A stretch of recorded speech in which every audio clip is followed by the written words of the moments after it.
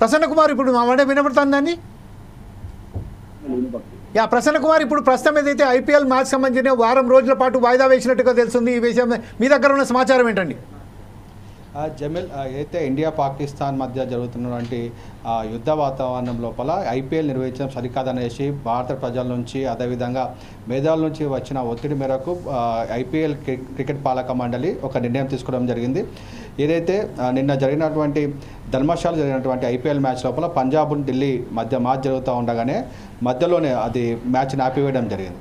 ఆ తర్వాత క్రీడాకారులను సురక్షితంగా వారిని ఢిల్లీకి తరలించడం జరిగింది. అయితే బీసీసీఐ పెద్దలు మాత్రము చెప్పేందంటే మనకు ఐపీఎల్ కన్నా కూడా భారతదేశ భద్రత ముఖ్యము, ఐపీఎల్ క్రీడాకారుల భద్రత ముఖ్యము. విదేశీ ఆటగాళ్ళు మనం ఎంతో నమ్మకంతో ఇండియాకు వాళ్ళు ఐపీఎల్ ఆడడానికి వస్తూ ఉన్నారు కాబట్టి వారి సేఫ్టీ కూడా మనకు ఇంపార్టెంట్. కాబట్టి ఇప్పుడు ఇండియా పాకిస్తాన్ ఒక అయితే ఉద్రిక్తాలు నెలకొని ఉన్నాయో ఆ పరిస్థితుల లోపల ఇప్పుడు ఐపీఎల్ నిర్వహించడం సరికాదని చెప్పేసి ఇది వారం రోజుల పాటు పోస్ట్పోన్ చేసినా తెలుస్తూ ఉన్నది.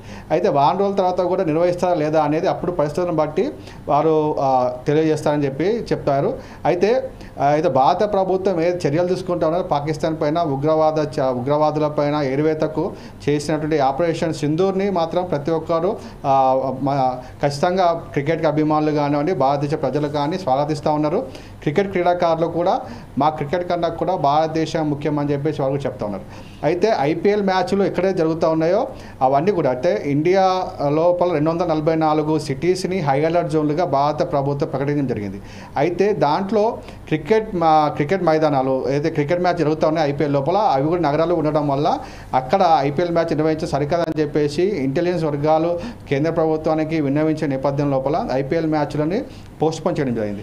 అయితే భారత సంబంధించి క్రికెట్ క్రీడాకారులు కానీ అభిమానులు కానీ ఏదైతే ఇప్పుడు భారత ప్రభుత్వం తీసుకున్న నిర్ణయానికి ఖచ్చితంగా స్వాగతిస్తూ ఉన్నారు.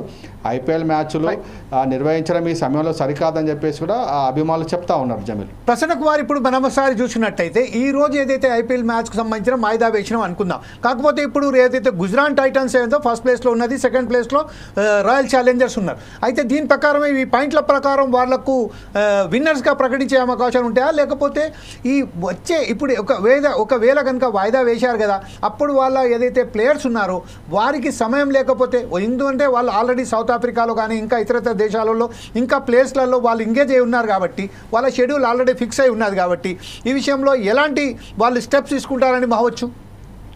జమీల్, ఒక్కొక్క ఐపీఎల్ టీంలో వాళ్ళు సబ్స్టిట్యూట్ ప్లేయర్స్ కానివ్వండి, ఎక్స్ట్రా ప్లేయర్స్ కానివ్వండి, రెండు టీంలో సరిపోయేటువంటి ప్లేయర్స్ని తీసుకోవడం జరిగింది. ఒకవేళ విదేశీ ప్లేయర్లు వెళ్ళిపోయినా కానీ వారికి ఆల్టరేషన్గా వేరే ప్లేయర్లు పెట్టినా కానీ ఆడిస్తారు.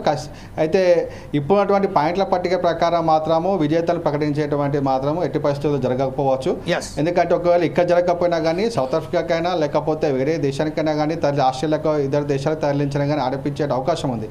కానీ ఇటువంటి సిచ్యువేషన్ లోపల మాత్రం విజేతలను మాత్రం ఎట్టి పరిస్థితుల్లో ప్రకటించరు. ఎందుకంటే ఇంతకుముందు కరోనా అప్పుడు కూడా చూసాం మనము 2 ఫేజెస్ లోపల ఇండియాలో హాఫ్ పార్ట్ జరిగింది, తర్వాత సౌదీలో జరిగింది. అయితే ఇప్పుడు కూడా ఏంటంటే మ్యాక్సిమం ఐపీఎల్ అనేది అయిపోవడానికి వచ్చింది. లాస్ట్ ఒక 12 మ్యాచ్లు మిగిలి ఉన్నాయి. దాంట్లో క్వాలిఫైయర్స్, తర్వాత ఎలిమినేటర్స్, ఫైనల్స్ ఈ 3 మ్యాచ్లు తీస్తే 10 మ్యాచ్లు మాత్రమే మిగిలి ఉన్నాయి.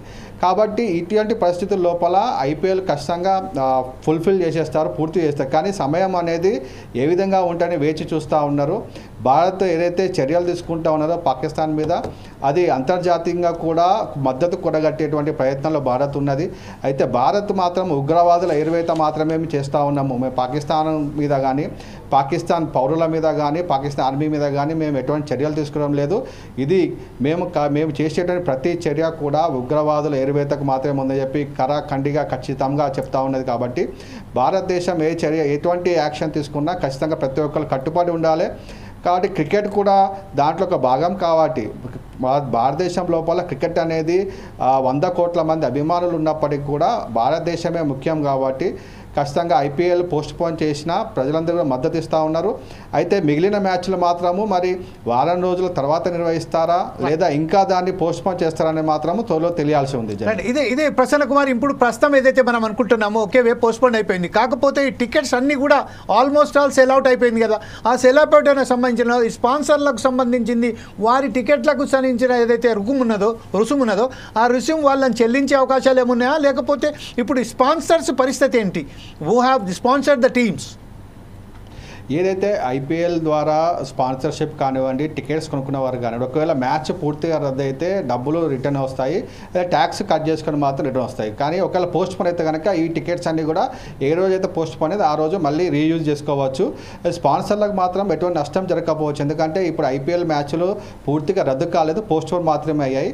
ఆ పోస్ట్ పోన్ అయినప్పుడు మళ్ళీ ఈ మ్యాచ్ నిర్వహించేటప్పుడు స్పాన్సర్షిప్ ఆ విధంగానే ఉంటుంది కాబట్టి స్పాన్సర్లకు ఎటువంటి పెద్దగా నష్టం ఉండకపోవచ్చు. ఎందుకంటే ఇండియాలో క్రికెట్ అనేది ఒక రిలీజన్ లాగా భావిస్తారు. క్రికెట్ సంబంధించి ఎటువంటి మ్యాచ్లు జరిగినా ప్రజలు ఎక్కువగా స్వాగతిస్తే ఎక్కువ చూస్తారు కాబట్టి ఎటువంటి నష్టం అనేది ఆర్థికంగా పెద్దగా ఉండకపోవచ్చు. జమీల్ రైట్, ఇదే విషయంపై మనం ఒకసారి